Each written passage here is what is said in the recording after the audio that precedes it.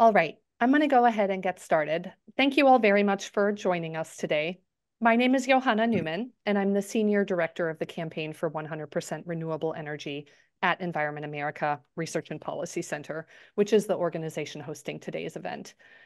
I'm really delighted to MC today's event, and I'm thrilled that you're here to join us on how to hear some of the concrete stories of how renewable energy is growing across America. And I'll start with some opening comments about big picture renewable energy trends, and then we'll hear from some of our guest speakers. And if I could get the next slide, Emily, that would be great. We're joined today by Ken Kimmel, who's the Chief Development Officer at Avangrid, where he's deeply involved in offshore wind development. And he'll tell us a little bit of the story of what it has taken to bring America's first utility-scale offshore wind farm online. We'll also hear from Phil Koop, who's the co-founder of Revision Energies, about some of the really exciting clean energy trends for consumers. And then we'll hear from Tony Dutzik, who's the Associate Director and Senior Policy Analyst at Frontier Group, who will share a really cool resource that allows you to look at state trends for key clean energy technologies. And then we'll wrap up by doing a Q&A session and sharing additional resources. So that's our plan. To ask questions of our panelists, we ask that you use the Q&A function on the Zoom platform, which you can find in the toolbar at the bottom of your screen. And with that, we'll dive in. So before we get to our panel, I want to convey two key things that I think are really best told in images.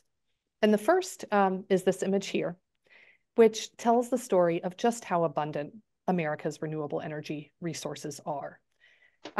This graphic pulls data that was compiled by the National Renewable Energy Laboratory.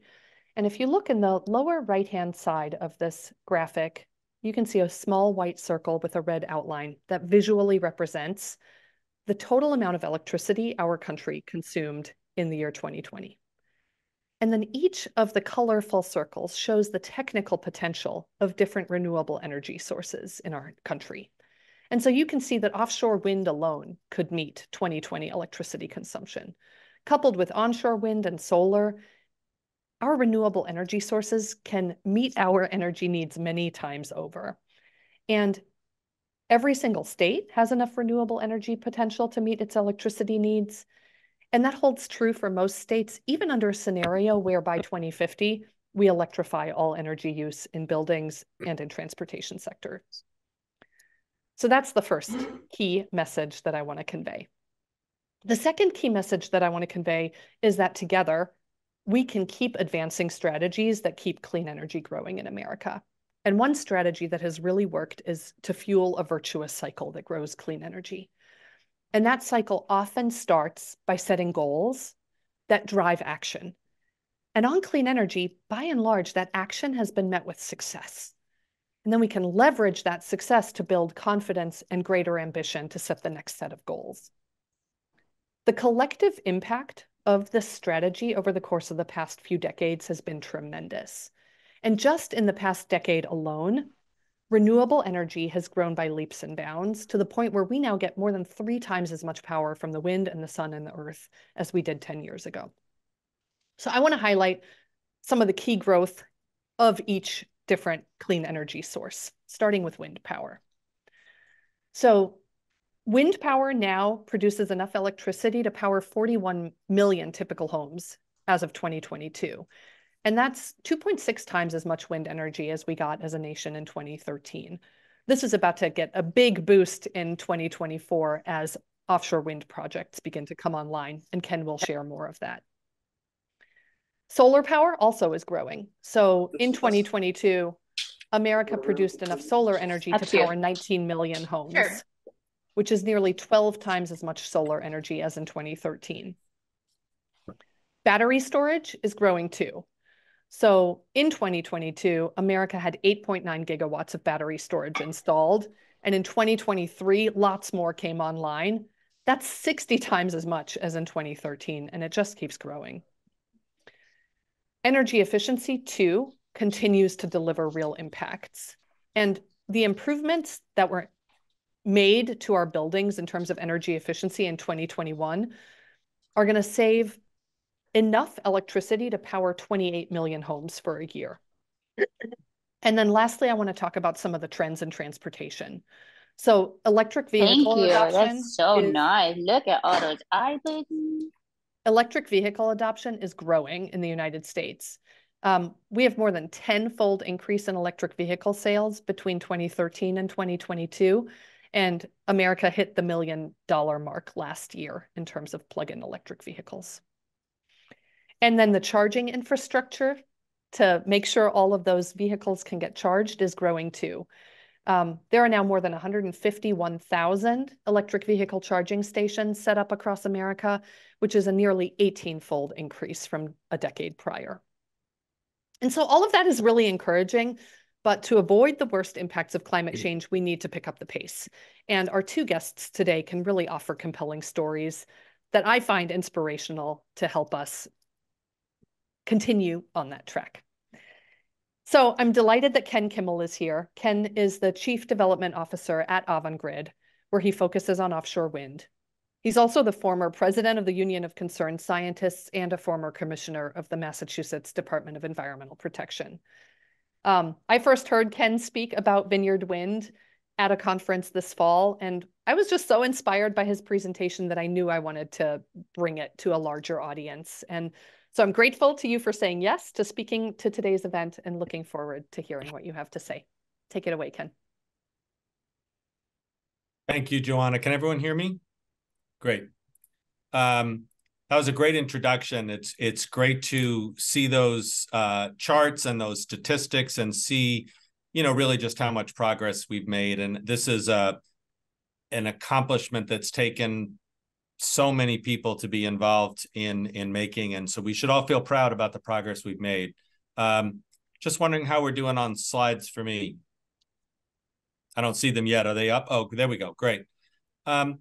Yeah, so I'll talk a little bit about where we are with offshore wind. I'm going to do it primarily through the lens of the company that I work for and the projects that we're doing.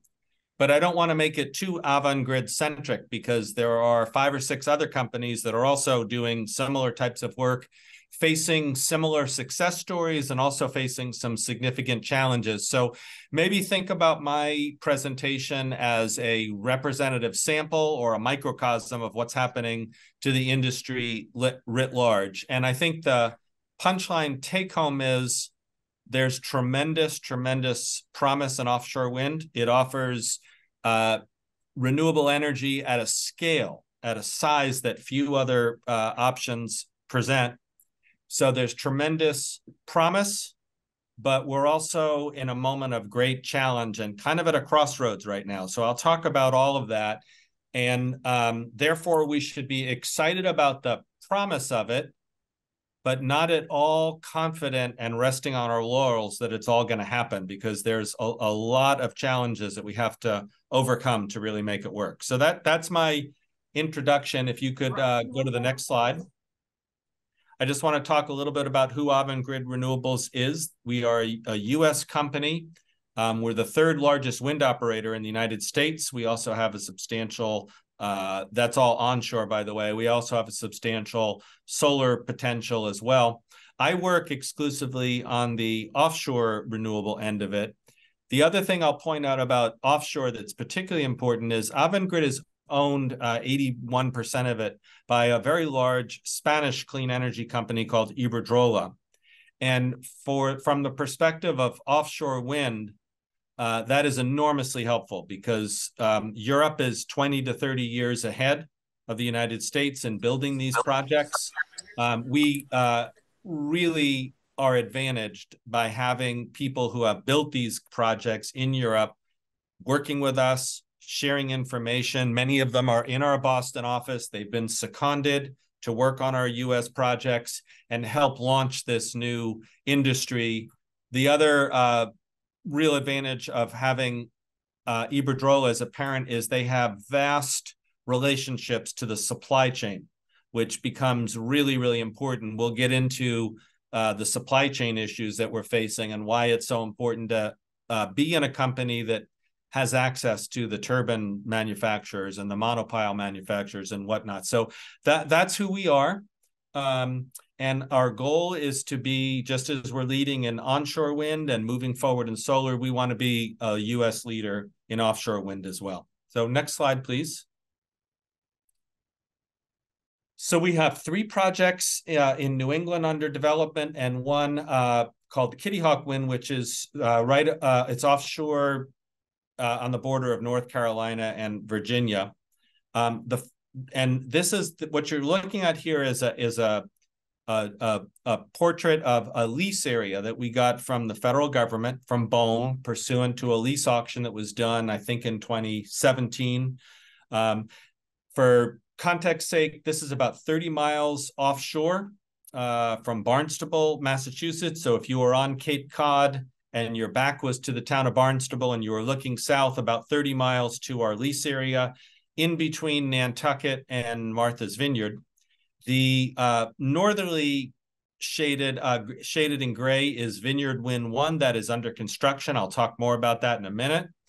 The dark green is Park City Wind. That's a project in development. I'll also talk about that one. And then below that is Commonwealth Wind, also in development. Next slide, please. So here, I hope you'll indulge me with a little bit of bragging, because Vineyard Wind is our nation's first utility scale offshore wind farm, 800 megawatts. And these are some pictures of the towers and the blades leaving New Bedford Harbor, heading out to sea. The 2 pictures to your right are the offshore substation that takes the power from the turbines and conditions it so it can be transported efficiently via undersea cables. Ultimately, the project is going to have 62 turbines. Of that 62, we have 47 foundations installed out to sea. We have 7 turbines. We had first power to the electric grid on January 2nd. So we had a turbine spinning and it reached the mainland. It generated 5 megawatts of power. By the end of this year, we anticipate that we'll be generating 800 megawatts of power, enough to supply 400,000 homes and businesses in Massachusetts, where the project is under contract. I'll also note that just a few weeks ago, an independent entity did a report of the jobs that have been created by the Vineyard Wind project. And it turns out that we had anticipated creating about 500 union jobs for our onshore and offshore construction. Well, we've already doubled that, about 937 jobs, and we're not even done with construction yet. So I bring that up because not only is this kind of a clean energy giant, it is a giant job creator as well. And there's a really wonderful story there. And you know, I as Joanna said, this did not get here by accident. This was 15 or 20 years of work by so many people to make this happen. It required policymakers in Massachusetts to create a way of procuring offshore wind and a mandate to do it. So there was a policy really quite well done to make sure that there was competitive solicitations for these projects and a way to sell the power into the market. There was the federal government creating a whole regulatory structure where you could get leases and get permits issued. And I have to hand it off to the Biden administration. They very promptly issued the permits that were needed for this project so it could go forward. There are all the laborers, all the workers in New Bedford who are making this happen. The state invested, I think, $100 million in a marine commerce terminal where the turbines and the towers are laid down and marshaled. It wouldn't have happened without that. And it wouldn't have happened without a lot of activists demanding that Massachusetts and other states take advantage of this incredible wind resource and launch this whole offshore industry. So this reaching of first power is a real cause for celebration, but it's also, I think we should all realize we've been dreaming this dream for 15 or 20 years, and finally it's coming true. So we should all be really excited about this. this achievement, and there's so much more to follow. Why don't we go to the next slide, please? So I said we had two other projects under development. They're both going through the permitting process and the contract bidding process. I'll talk about that in a minute, but I just want to back up and say if we got all three of these projects working, we're talking about 2.8 gigawatts of clean renewable energy. We're talking about taking every year about 5.6 million tons of carbon emissions out of the atmosphere, powering 1.5 million homes. This is really important for New England, reducing our dependence upon natural gas and the exposure that we all have when natural gas supplies are short in polar vortexes or in other times of shortage. So this wind resource will keep the lights on and give us a diversified energy portfolio. It will also increase the reliability of the electric grid. For example, on Cape Cod, millions and millions of dollars as part of these projects are being invested in upgrading the Cape Cod infrastructure. So Cape Codders and others nearby don't have to face the problem of blackouts. And then, as I pointed out, very significant job creation during construction and operation. So what I want people to understand is these three projects alone are a game changer on climate. But as I said, there are 5 or 6 other companies, maybe more than that, all across the Eastern Seaboard who are building comparable projects. And so take what I've said on this slide and multiply it by 4 or 5, and we could have that by the 2030s if we keep this thing moving forward. Next slide, please.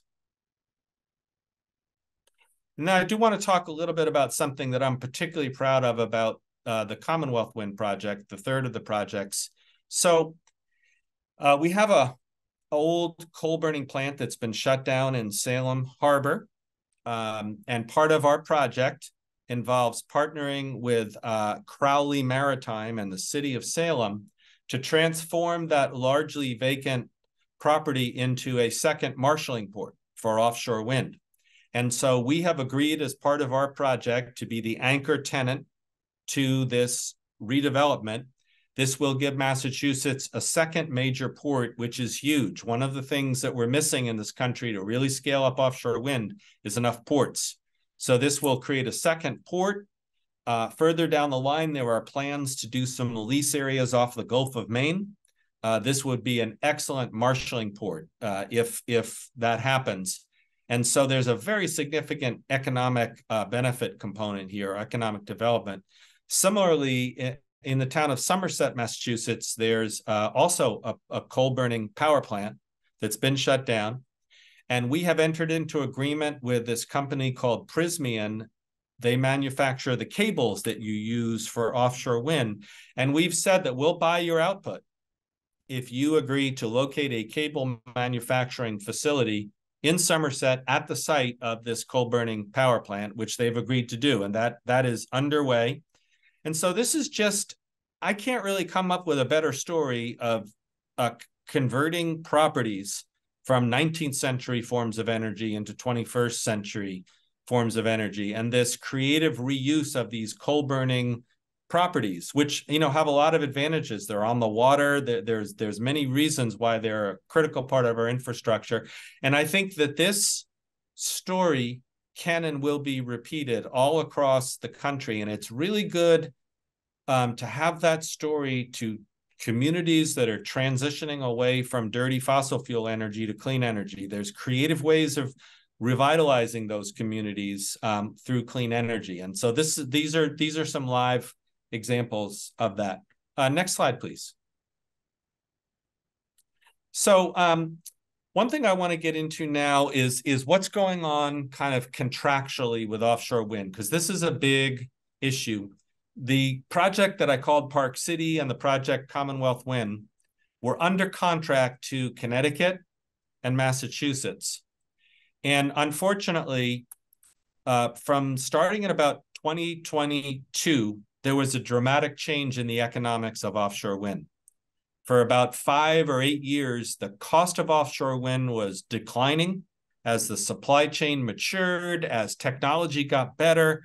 And I think everyone thought that was just going to continue. The project, we were going to continue to cut costs.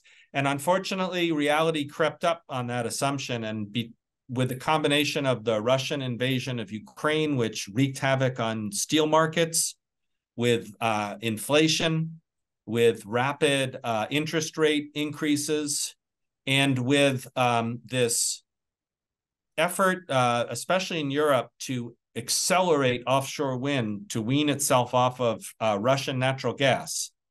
Supply and demand are not in balance on the offshore wind industry. There are far too few companies that actually manufacture turbines and monopiles, and there's far too few vessels. There's far too few port space. So the costs have gone up dramatically. And we and others had to terminate our contracts because there's no way we could get bank finance to continue with those projects. And that was a pretty grim time in 2022 and 2023 when the industry as a whole grappled with this challenge. But the good news is the states didn't walk away from this industry.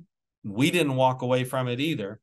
And what we collectively decided to do was to let those old uneconomic contracts go and to rebid, to set up a rebid and a competitive market where people could rebid their projects in, taking into account the changes in the marketplace, and the states would still have the opportunity to use competition to drive the best outcomes. So it's exciting for us. The 3 states, Massachusetts, Connecticut, and Rhode Island, got together and decided to do this collectively, which is the first time that's ever been done. And they've put out 6.8 gigawatts of potential capacity to be met through a competitive bid. The bids are due January 31st. So you're lucky that I'm actually here today, because 99% of the time I'm working on those bids. They're due in 2 weeks.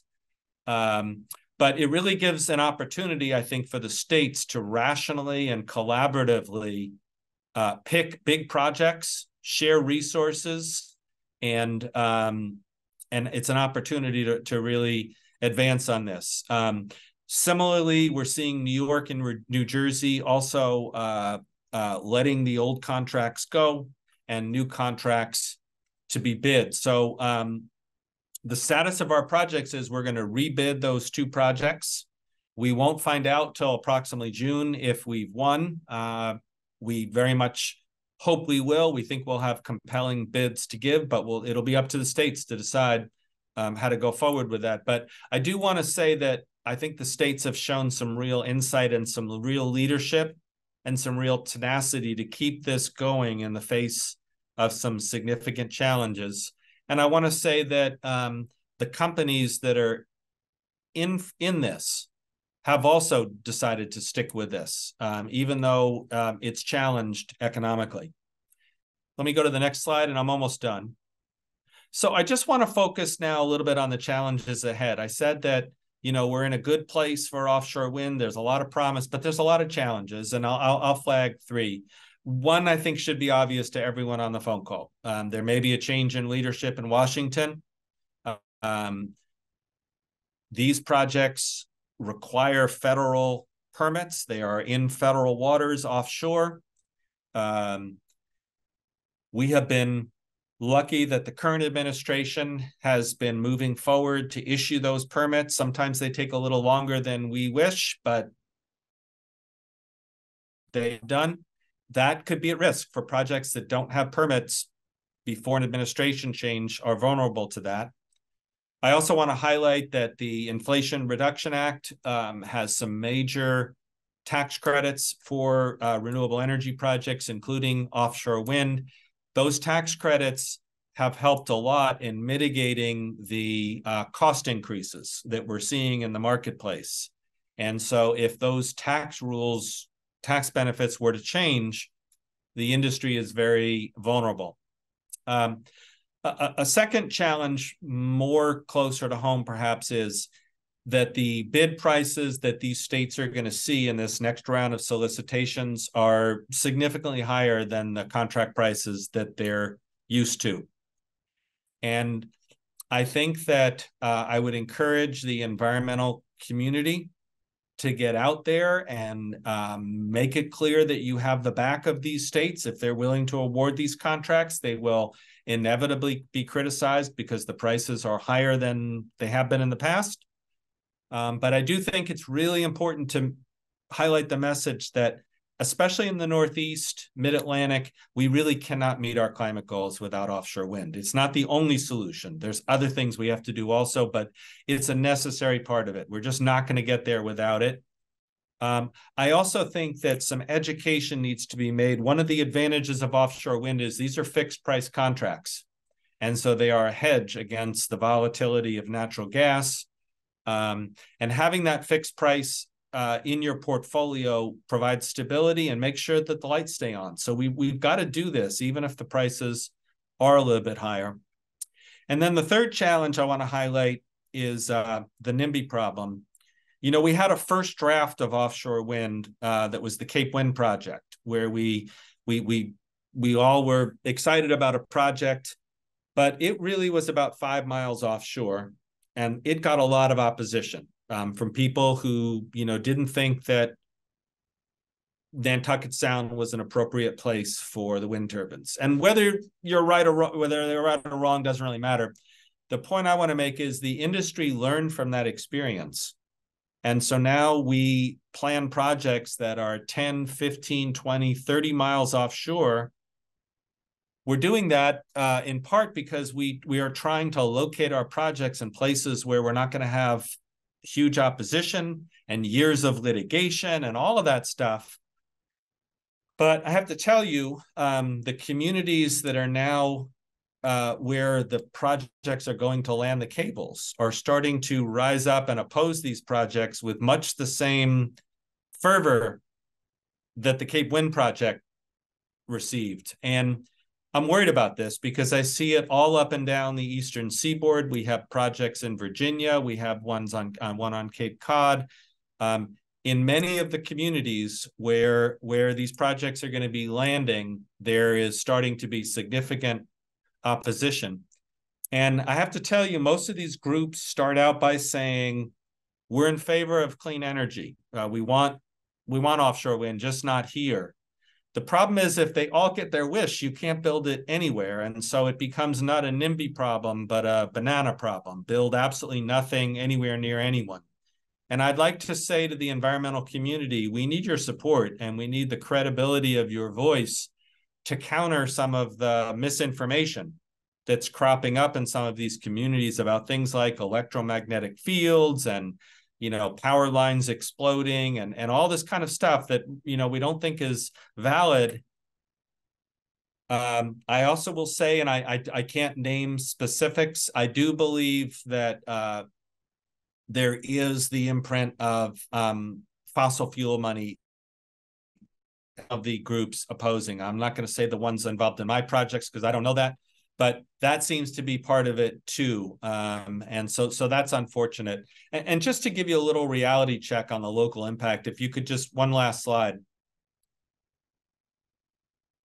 So this is Covell's Beach in Barnstable. This is where the Vineyard Wind project laid the cables underneath the parking lot, horizontally drilled under the beach. This is what the parking lot looks like right now. This is after construction, and there's nothing to see. These cables are buried under the ground. They're no different than electric cables that are underneath densely populated cities all over the world. And I do think that this message has to get out, that these cables are not a threat to property values. They're not a threat to health and safety. And I think we need help in getting that message out. This is a challenge to offshore wind. If every community is going to say you can't land your cables here, then we're not going to be able to progress. So I'm going to stop there. I think I took up much more time than I should have. And thank you for your patience. And let's hear the rest of the presentation. Sounds great. Thank you so much, Ken. Really appreciate it. I know I have some questions, but I'm going to hold them until the Q&A. And we're going to hear next from Phil Koop. So again, Phil is the co-founder and really aspirational visionary behind Revision Energy. Revision's a mission-driven, employee-owned solar company operating in northern New England. And in addition to founding one of New England's most respected solar energy companies. Phil is a clean energy home technology expert and early adopter himself. So thanks for joining us and looking forward to hearing from you.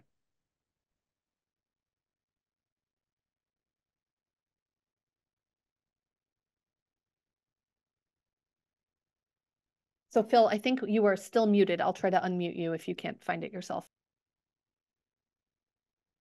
Thank you for that, Johanna. Awesome. We're on track. Go for it. Okay. Let me get back to where I was. Just 1 second. There we go. Okay. Well, let me dive right in here. So, despite humanity's continued over-reliance on coal, oil, and gas and the resulting greenhouse gas emissions, we think it's rational cause for optimism that the clean energy transition is advancing much faster than most people are aware of, as renewable energy combined with zero emission technologies accelerates so-called beneficial electrification throughout the world. Portugal, for example, recently set a record by deriving 100% of its electricity from wind, hydro, and solar power for 6 consecutive days nationwide. This is the first time in history that a country of 10 million people has been able to run its utility grid without any fossil fuels for almost a week due to the harvest of abundant renewable energy. This type of progress is happening faster than we ever imagined, whether it's an entire country or individual households. Just a decade ago, when we created this aspirational vision of the 100% solar household, beneficial electrification and electrify everything were merely concepts that lacked cost-effective, high-functioning, non-combustion electric technology to help decarbonize society. But today we have electric vehicles that are superior to internal combustion engine automobiles. We have ultra efficient air source heat pumps that can deliver home heating even at minus 15 degrees Fahrenheit in the winter, while providing efficient air conditioning in the summer. And consumers now have a range of battery storage options that solve for the intermittency of renewable energy. Crucially, solar electricity has become the cheapest form of energy ever known to humankind, obliterating the traditional argument that renewable energy is more expensive than fossil fuels. And thankfully, battery storage technology is now following the steep downward cost curve of solar panels, which will enable wider adoption of that intermittent wind and solar. We can begin to grasp the colossal potential of solar and wind energy by looking at the relative abundance of energy sources known to humankind, illustrated here for us by Dr. Richard Perez. The key reference point is the little blue marble at lower left, which represents annual global energy demand volumetrically. Thus, based on the size of all the other spheres, we can see that there are plenty of finite, polluting, single-use fossil fuels available for now. And we can also see that renewable wind and solar energy are both up to the task of meeting annual global demand. But why is the sun rendered so enormously? Well, due to its almost incomprehensible output, in just 1 hour, the sun delivers enough energy to the surface of the Earth to supply all global energy demand for an entire year. It's just a truly staggering amount of energy. And if we extrapolate from an hour's worth of sunshine, it's astonishing to note that 18 days of sunshine contains the same amount of energy as is stored in all the Earth's reserves of coal, oil, and gas. As our technology to harvest wind and solar energy continues to become more efficient and cheaper, we are living through a clean energy transition that has passed the tipping point of early adopters into widespread adoption. From my front row seat in the renewable energy industry over the past 20 years, I've been witnessing societal tipping points like this example from 1900 New York City. If we fast forward just 13 years, we can see a radical disruption of transportation and fuel switching as society rocketed past the tipping point of the internal combustion engine auto, which started out in 1904, towards rapid universal adoption. Today, 87 countries around the world have passed the 5% tipping point into widespread renewable energy and clean technology adoption. The confluence of record-breaking low-cost renewable energy with zero emission electric technology has positioned the world to take maximum advantage of the historic COP28 agreement to phase out fossil fuels in the coming decades. Surprisingly, even some fossil fuel companies like Irving Oil are recognizing the business and environmental case for beneficial electrification. Over the past 2 years, we have begun installing solar panels on some of Irving's 900 gas stations in New England, along with high-speed direct current electric vehicle charging stations, so that Irving can have the possibility of maintaining a viable business in a post-gasoline economy. Irving is acutely aware that electric vehicle sales are skyrocketing across the US and globally. And in response, other fossil fuel companies like Shell are installing massive EV charging stations, like this cluster of 258 high-speed chargers that can service 3,300 electric vehicles per day in Beijing. All around us, non-combustion technologies are rapidly advancing, like electric snowmobiles and electric pleasure boats.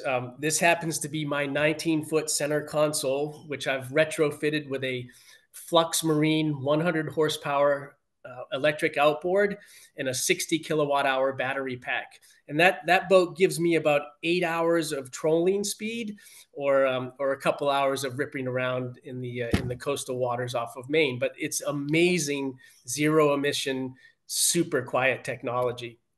Today, we have electric ferries that are capable of carrying 600 passengers and 300 cars.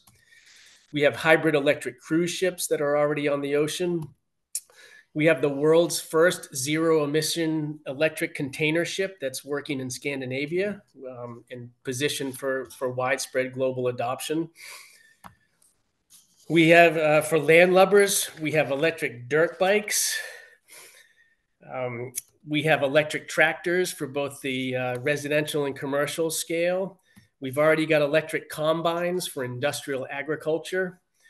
And we even have, we skipped the slide. I was going to show you all an electric excavator as well. But we've also discovered the rise of agrivoltaics, which is the blending of either crop growing or livestock grazing with solar energy production. And one of the really inspiring discoveries of the early days of agrivoltaics is that the intermittent shading from the solar panels keeps more moisture in the soil, promoting about 25% better growth of the crops. And here's an example of grazing livestock around a community solar farm to keep those grasses from growing up tall enough to shade the array while fattening up the animals.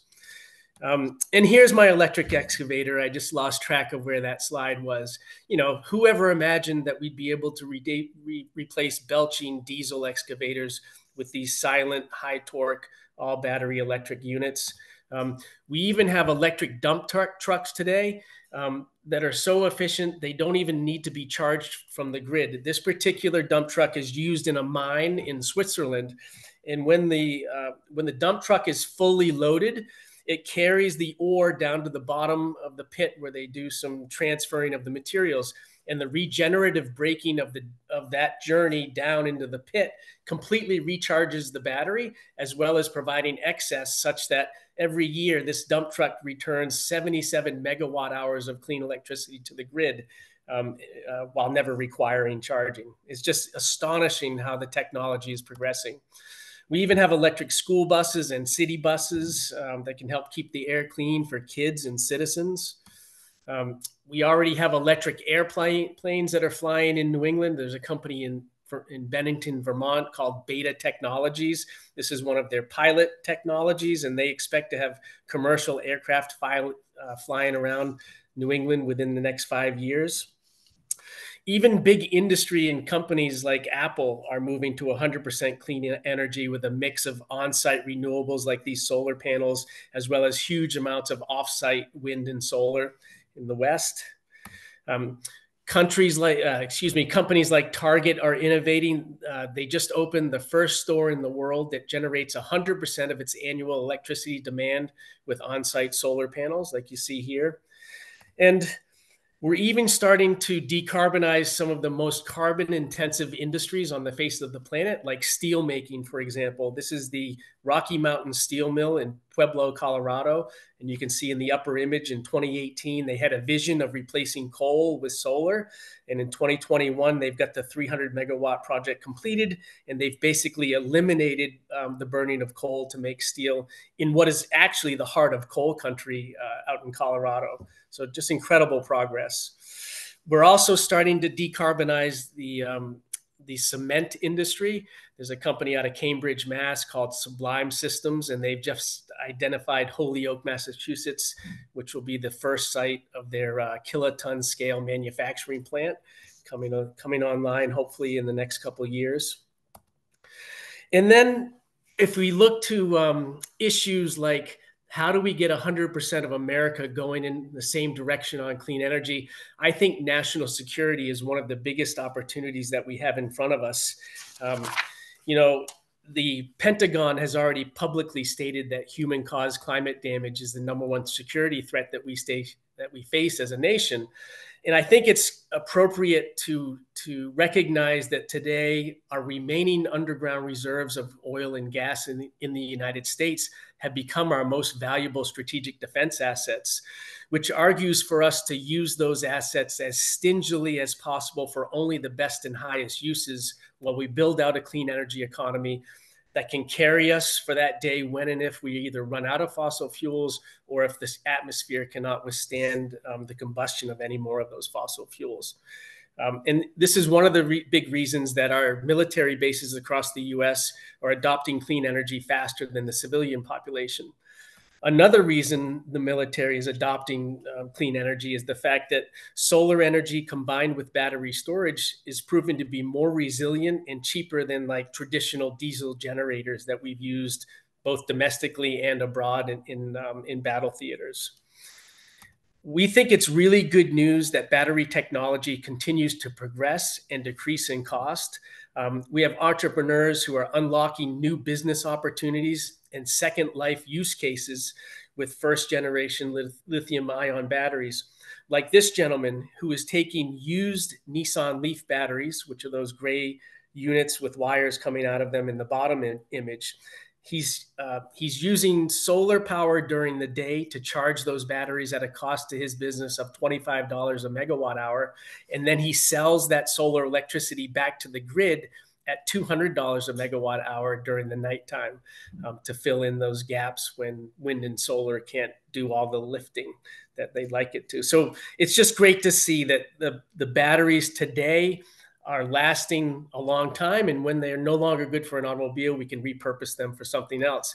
And then we have really innovative storage technologies coming along, like Form Energy's iron air storage.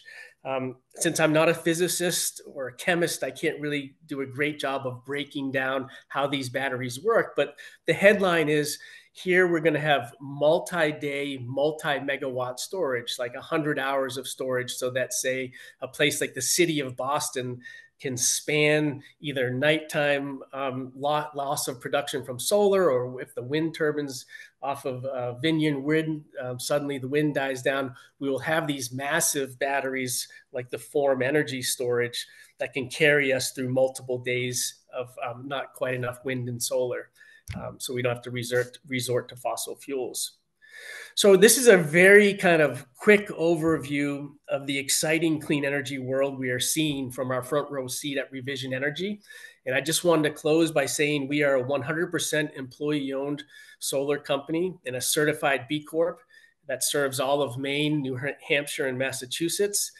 And we're dreaming big, and we're not so serious that we can't have a little bit of fun as we advance our mission to make life better by building our just and equitable electric future. So I'll stop there and look forward to joining in for questions after we hear from Tony. Amazing. Thanks, Phil. Yeah, let's move on to Tony. So by way of introduction, Tony is the Associate Director and Senior Policy Analyst at Frontier Group, where his research and his ideas on climate and energy and transportation policy have really helped shape public policy debates across the United States. Tony has authored a number of reports on clean energy, electric vehicles, energy storage, and more. And he's going to give us a little walkthrough of a project that he has worked on in collaboration with Environment America Research and Policy Center to document renewable energy growth. Great. Thanks, Johanna, and thanks, Ken and Phil, for your presentations. I am going to spend a couple of minutes walking through a resource that we have been putting together for now the last 7 years to track in a more systematic way the kind of renewable energy revolution that Phil was describing as happening around the country, which is our Renewables on the Rise dashboard. Next slide. So just to touch a little bit on Frontier Group, we are a research and public policy organization. Our mission is to provide information and ideas to build a cleaner, more sustainable America. We are partners with Environment America in the Public Interest Network. And our website at frontiergroup.org has a wealth of resources on issues related to energy and climate, number of reports on everything from battery storage to opportunities for solar power on warehouses and superstores to clean energy policies. So encourage all of you to check it out. Next slide.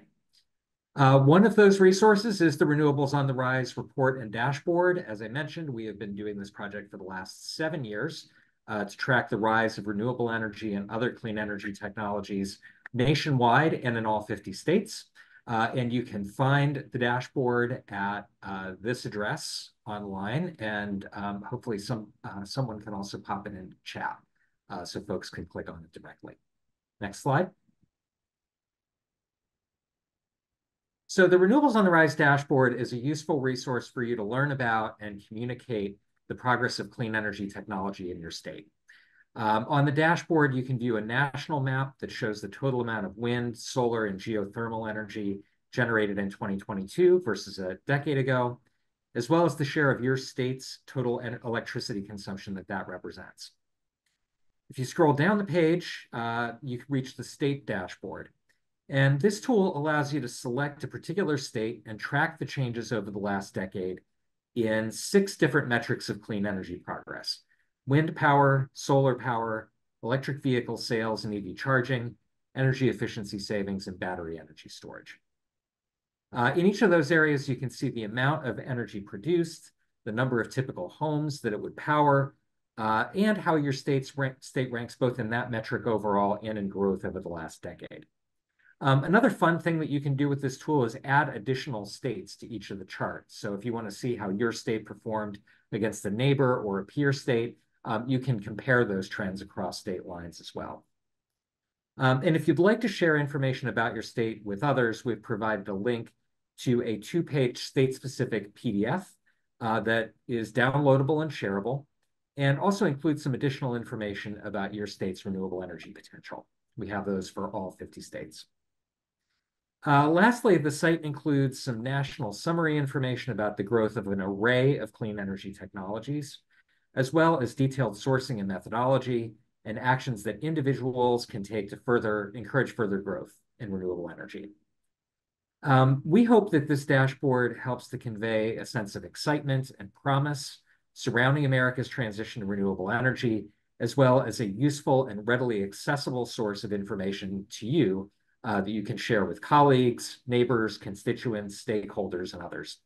If you have any questions about any of the information that's shared here, you can feel free to reach out to me or to Johanna, and we'll be happy to follow up. And this is how you can find me. So thank you. Great. Thanks, Tony. So we have just a couple minutes left before we move into the Q&A section. So if you have questions, I encourage you to use the Q&A function, which you'll see in the bottom toolbar of the Zoom platform. But I wanted to share 2 resources. So the first is we put a link to the Renewables on the Rise dashboard in the chat. If you're more into QR codes, you can use this QR code to access the dashboard as well. And then I wanted to spend just 2 minutes talking about the role that everyday people like you and I can play to help grow clean energy. And I want to talk about the tax credits and rebates that are available to everyday Americans now through the Inflation Reduction Act. So For folks who are not familiar, the Inflation Reduction Act was passed into law and signed by President Biden in the summer of 2022, and it represents our nation's largest investment in clean energy ever. And it really is the core of our government's plan to address climate change. And the package of policies is designed to reduce global warming pollution 40% below 2005 levels by 2030. And it actually has the potential to put the goals laid out in the Paris Climate Accord within reach. So it's very exciting policy. We were thrilled to have been part of the team of advocates that helped make it happen, but the climate benefits are not guaranteed because this law doesn't have binding caps on carbon emissions and it doesn't set up national clean energy standards. But what it does do is give millions of Americans a leg up when it comes to going solar or electrifying your home or purchasing an electric vehicle. And ultimately, the law's success and its effectiveness in driving down emissions hinges on everyday American consumers and community organizations and businesses hearing about and seizing the opportunities that the incentives and rebates created by the Inflation Reduction Act offer. And that really puts the effectiveness of the policy back in our hands. We have the power. And if we act and take advantage of them, we will spur historic levels of clean energy adoption. We've seen on solar, at least, evidence of a neighbor effect, and similar trends are expected to occur around induction cooking or electric vehicle adoption, that when people in your community see adoption of these technologies, it becomes contagious. And so I'm just thrilled that you're here. Environment America Research and Policy Center has put together a bunch of toolkits for everyday folks on how to take advantage of the tax credits, and you can access them via our Clean Energy Home Toolkit, which is linked here with the QR code. So with that, I'd love to get to some questions. So our first question is for Ken. And Ken, one question that one of our attendees had to do with wildlife impacts of offshore wind. And just curious what the industry has done to mitigate any potential negative impact on bird life or other wildlife. Sure. Well, on bird life, I think the biggest way to mitigate the impact is to site these turbines far, far, far offshore. As I said, ours are 30 to 40 miles offshore. We've also avoided in our lease areas, not in an area that's mapped as a particularly abundant bird population area. It's not across a known migratory corridor, for example. So the distance away and staying out of areas where birds typically are found is the biggest mitigation. But there are some others as well. The turbines will be spaced a mile apart, so easy to avoid. There's a gap between where the blade comes down and the water level that's designed to be about the same height as seagulls. So their typical altitude wouldn't get them in the pathway of a blade. There's lighting that's designed to not be attractive to birds. But we're also doing, as part of Vineyard Wind 1, a very extensive bird and bat monitoring. So this will be our first large-scale offshore wind farm. We are going to be monitoring for bird and bats and other species and we'll have the results of that data to inform future projects. On marine mammals, of course, this is an area where we know whales migrate, and so whale protection, marine mammal protection is really critical. The biggest issue for whales is the driving of the monopiles into the seabed. It is loud. I mean, they're pounded into the seabed. So we abide by time of year restrictions. There are 5 or 6 months during the year where we're not allowed to do that activity during times when we know whales are around. We're required to have on every one of our boats a person who specializes in spotting whales. If we see whales, we stop work. We also have sonar, acoustic ways of also knowing if whales are present and stopping work if we find them. And like the bird and bat monitoring, we're also doing for our Vineyard Wind 1 project a great deal of monitoring of marine mammals. And so that data will also be useful. I also just do want to say there's been a lot of efforts by some to claim that not the building of the turbines, but just the geotechnical investigation of the seabed has resulted in whale deaths off the coast of New Jersey. And you'll see that that information is coming from people who oppose the projects. There isn't any evidence to support that causal link. The federal government has looked into it and said that very clearly. The biggest threat to whales short-term is commercial shipping and lobster gear. The biggest threat to whales long-term is ocean acidification and the warming of the seas. So I hope that we can all get that message out that offshore wind is actually something that will help the long-term population of marine mammals, not hurt them. Thanks, Ken. Here's a question. What efforts are being made to put solar arrays on top of flat commercial buildings versus disturbing the environment? I certainly have some thoughts, but Phil, do you have any experience or stories you can share? I'd just say briefly that the Inflation Reduction Act provides the strong 30% federal tax credit to put solar on any type of roof. And if you're a commercial business and you add in the depreciation benefits, the tax incentives are just incredibly compelling, even for flat roofs, which may not put out as much electricity per year as a pitched roof in New England. You're still going to get a high enough yield to derive a very strong economic and environmental return on that investment.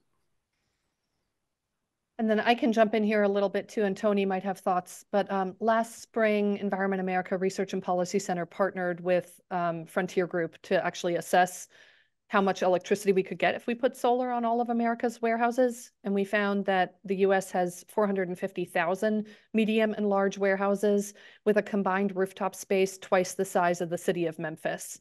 And if we maximized that space, and we used National Renewable Energy Laboratory data to figure out, what the capacity is, those rooftops could power 19 million homes or meet the energy needs of 19 million average American homes.